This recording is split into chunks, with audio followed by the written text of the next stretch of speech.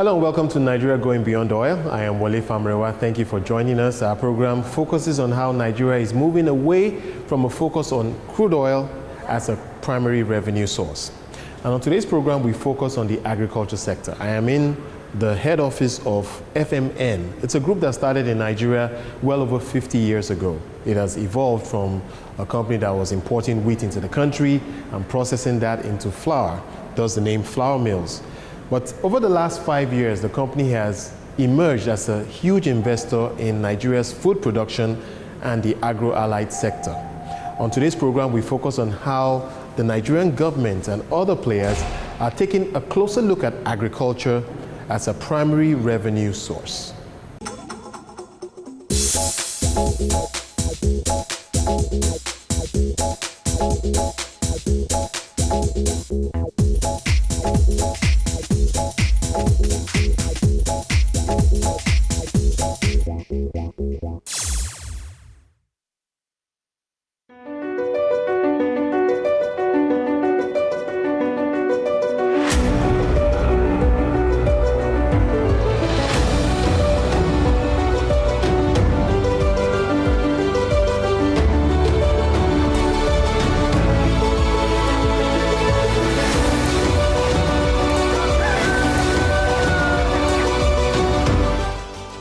Nigeria's agriculture story is one of a country endowed with abundant resources, but years of neglect has seen the sector perform way below its potential to drive economic activity and to contribute to government revenues.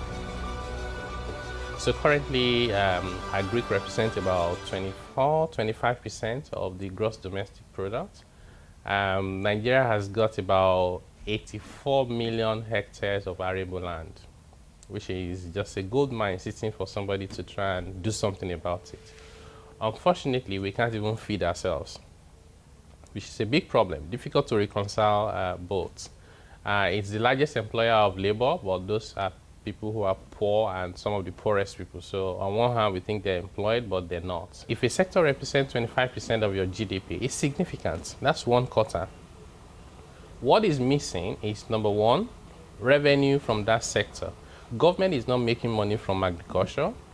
And number two, in terms of foreign exchange receipts, if we're not selling crude oil, it's almost like there's nothing else we're selling to the rest of the world. People are becoming more and more aware that this is where our future lies. It was interesting to listen to people saying that before the oil, after all, Nigeria was on the world map. We were probably number 2 in cocoa, we were number 1 in palm oil, and probably number 1 or 2 in groundnut. And that's what built the foundation for Nigeria anyway. Agriculture definitely plays a large role. That's why the Western region in the days actually was borrowing federal government. The regional government in the late 60s and early 70s were actually financed the federal government. And all the income didn't come from mining or from any other source. It was all from agriculture. The First Republic, it used to be, we used to pay poll tax. Then for political populism, one governor woke up one day and said, oh, how much is it? I remember it was the PRP. Let's abolish tax. And the NPN, of which I was part, also said, yes, let's abolish tax. Now, it had an impact. We're not making money from agric.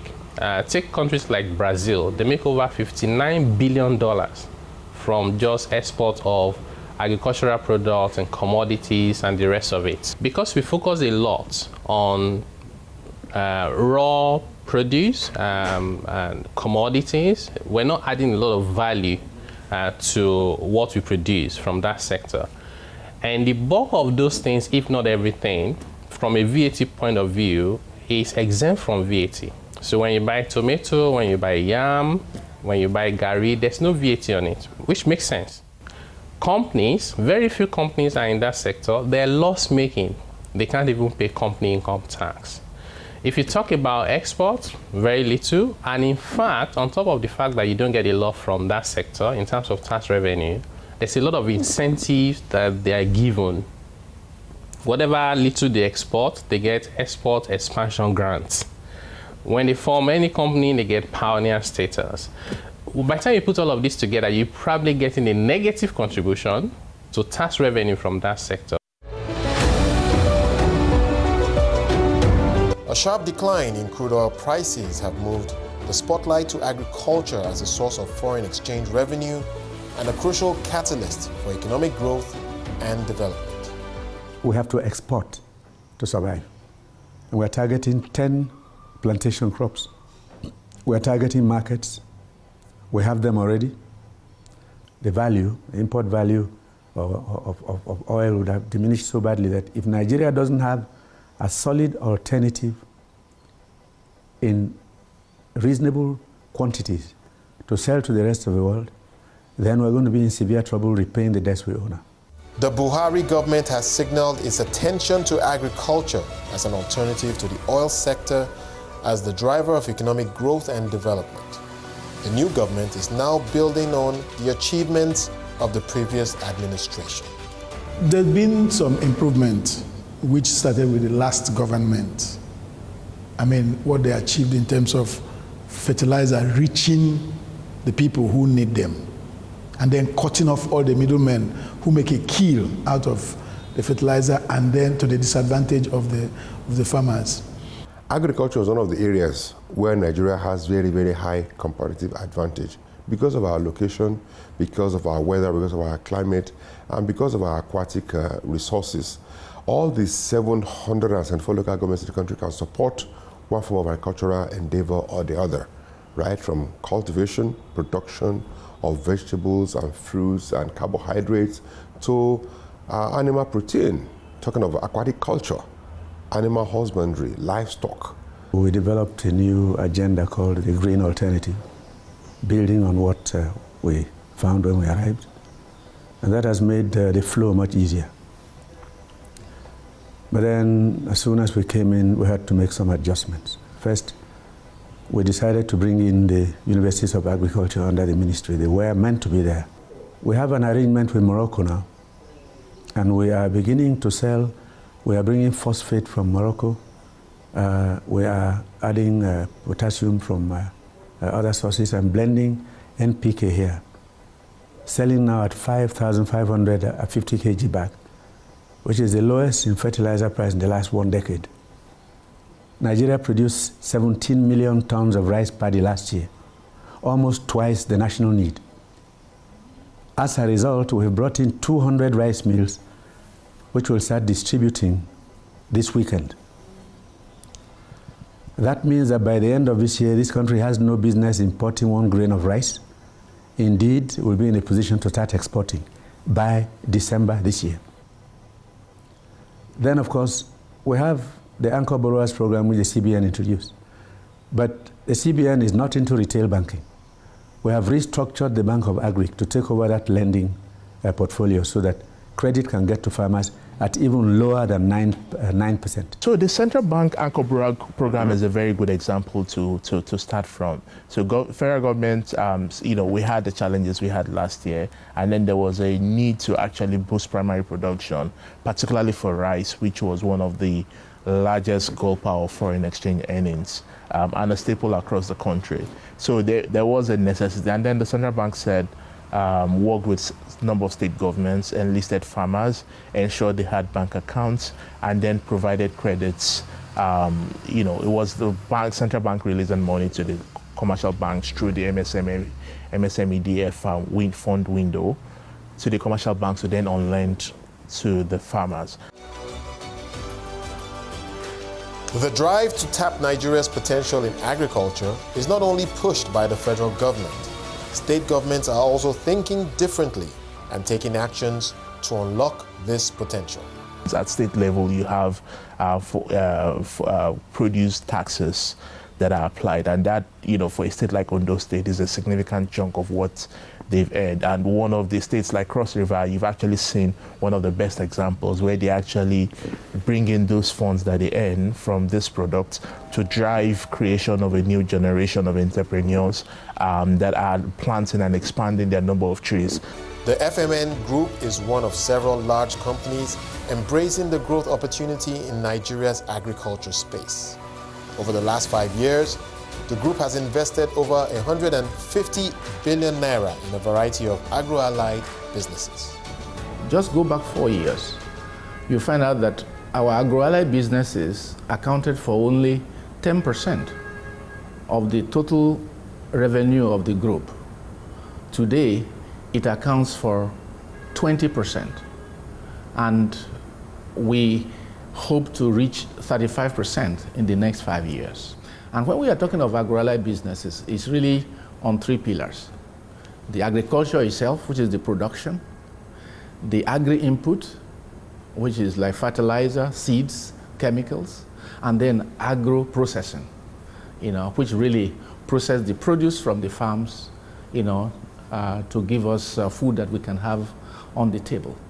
As of today, 20% of our total revenue in the group come from the agro-allied businesses. But if you look at the profit, the earning of the company, they actually contribute 25%. So you can see from there that agro-allied businesses are really money spinners. There's research, there's input sector, there's trading, there's storage, there's cold chain, there's the protein sector that is one of the largest growing, the livestock, you could have bush. There's so much that you can do, between production, processing, value addition, storage and preservation, insurance, for instance. If you look at, the inputs, for agriculture, you need fertilizer. Not just fertilizer, but the right fertilizer, and also the fertilizer use, the technology in using fertilizer is very important. Then you have the seeds. You have to have the right seed that will give you the right yield. And of course, the propagation of that seed is very important. Then you have the chemicals, and then the extension services, agronomic practices. These are all the inputs and support, that you give to the farmers. It's very important that, we see where the opportunities, lie for investors like ourselves. Agribusiness has proven to be a profitable venture for the FMN Group and several other large-scale investors. But could the drive to increase agri-exports come at a cost to the local market? After the break, we take a look at Nigeria's policy environment for agriculture. And we also introduce you to one of several budding agri-entrepreneurs amid a wave of fresh interest in what many are calling Nigeria's new oil.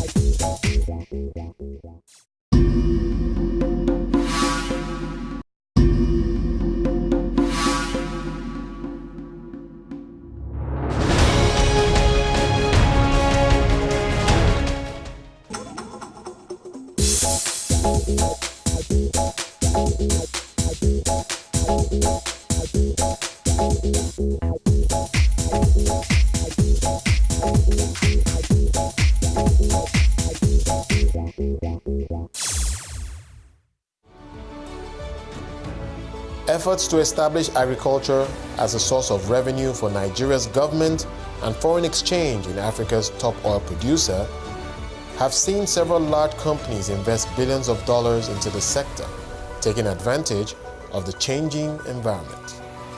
If you look at the existing tax laws, there are pockets of incentives directed towards agricultural sector, which I doubt if many people are even aware of. So to my knowledge, the people who are taking advantage of these benefits are few.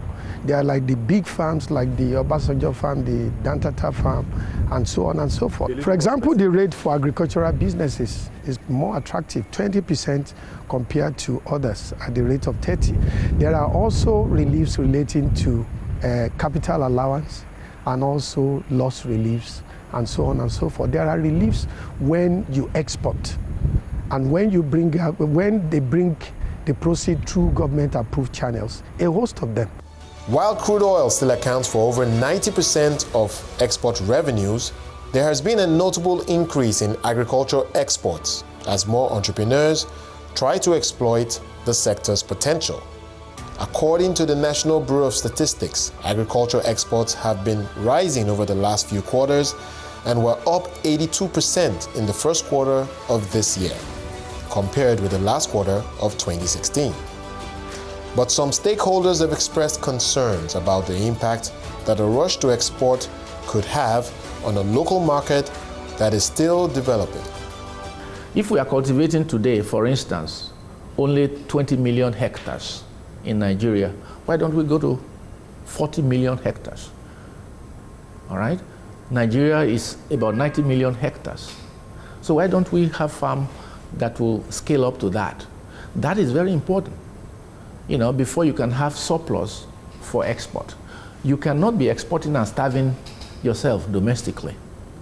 All right? Which seems to be what some people think is not good enough. You have to produce enough to satisfy local, and domestic consumption before you can think of, exports. While agricultural exports are picking up, the items traded are primarily raw commodities such as cashew nuts, soya beans, and sesame seeds.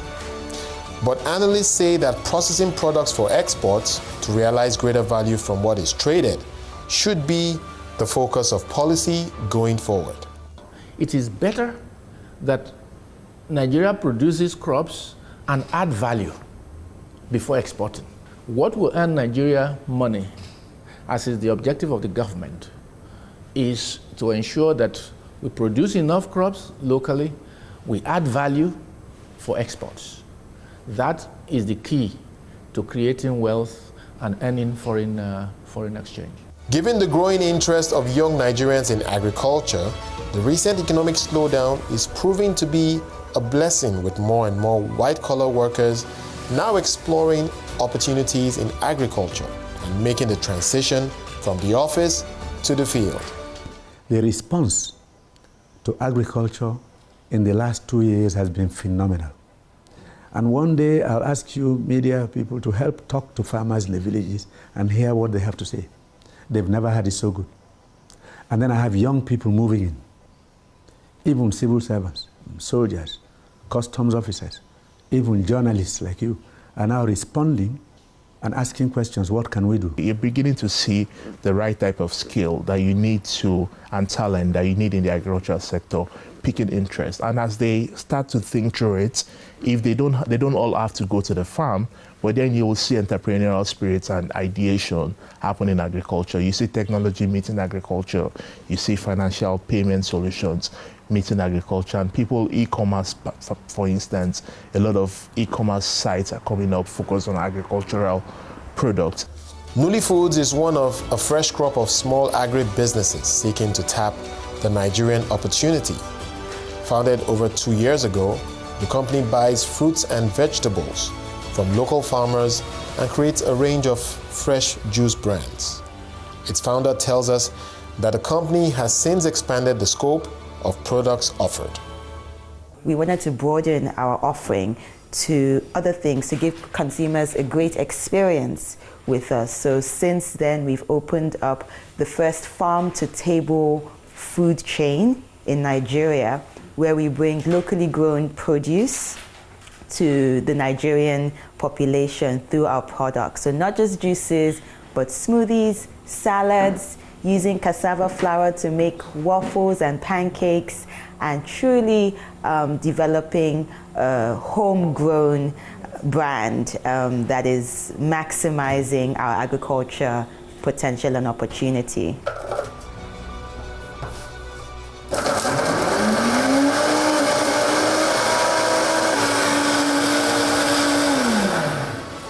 The model of the Nuli Food Company is one that many analysts say is the key to true prosperity from agriculture. Adding value to primary crops not only provides greater revenues for local businesses, but also offers opportunities for Nigeria to participate in the global processed foods market. Packaged foods globally, it's a $3 trillion market. When you're talking about your already packaged vegetable oil, coconut oil, Indomie noodles, whatever. And I feel like globally, African food products don't feature. You don't go to the stores when you're traveling and you see supermarkets and find that. And that's just a huge potential for foreign exchange revenues as well. So how do we use our locally grown produce to add value to it, process it, and create food brands that are well packaged, that look good, that are, when it comes to standards and qualities of hygiene, and basically for our in-house local domestic market consumption. Nigeria has over 180 million people, and then to export these products so that people can truly experience African food products. But for Nigeria to truly emerge as a major player in the global food and commodities industry, deliberate policy reforms must address infrastructure challenges. These reforms must make Nigerian producers more competitive globally, and cheap financing must also be sourced with the restructuring of the Bank of Agriculture. Agriculture and agro-allied businesses should not be conducted with commercial interest rates. It will not work. We need to support agriculture and agro-allied businesses with subsidized funding. The recapitalization process is ongoing, but first we have to really modernize the bank. They're still using passbooks. You can't do that now. Everybody is on the system. And this bank would have 87 branches and a huge capital base. The buildings alone owned by the Bank of Agric are worth a whole heap of cash, right? So we are about to start a cooperation arrangement with the Rabobank of Holland. They lend at 3.5% to farmers. So we're working with them. We're looking at the cooperative, the Agric Bank of Morocco, to see what model they are using to lend money. They've gone so low as they lend money to vulcanizers and roadside mechanics. They give them loans and they recover. A recovery rate of nearly 94%. Special investment zones are very, very key. They are very, very key, because the moment you create that zone, it comes with its incentives. It's not something that is to be discussed. The tax holiday, the non-interference of this and that, at least for a period of time, that will attract people. You notice that it may, apart from even Nigerians, in that it can also attract foreign investments a lot. We need more land that should be free for these crops. 2, we need to empower the farmer, right? Most of the farmers, like you said, are subsistence farmers, but can they increase their hectarage? Number 3, we need to think about the input, seed. I keep on talking about seed because if we do not have the right seed and break the code of yield, farmer will not be able to make money. Think about it. If you put corn into the soil, you grow corn, and it's only 2 tons per hectare that you are achieving. If you had expended over 200,000 to do 1 hectare, it means then that only 2 tons you have to sell to cover your costs and also have surplus or rather profit for yourself. 2 metric tons per hectare is not enough for the farmer to cover his costs and be able to make money. If you compare with other countries, we are told that even in Mexico, they do 8 metric tons per hectare. In South Africa, they do over 5 tons per hectare. Why should we do 2 in Nigeria?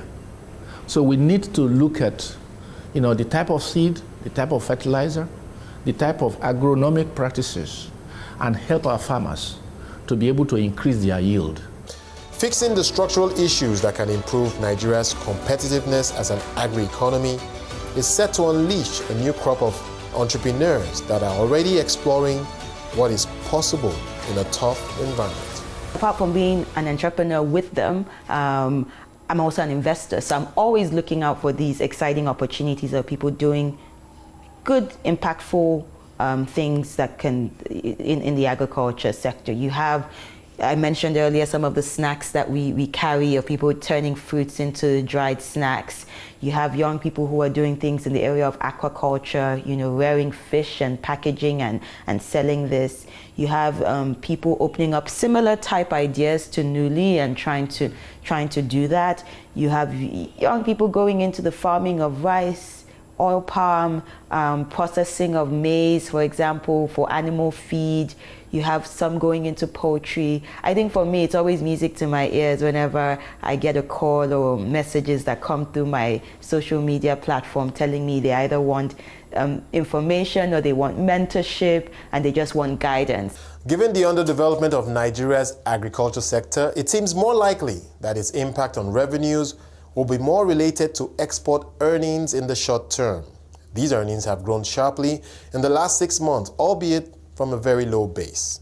But as policy action supports large-scale producers and agro-businesses, it could become an important source of tax revenues as long as the government stays the course and continues to improve the environment for agribusiness entrepreneurs. On that note, we've come to the end of this edition of Nigeria Going Beyond Oil. Until we come back with a fresh look at the drive to shift the focus of Nigeria away from oil, I am Wole Famrewa saying thank you for watching.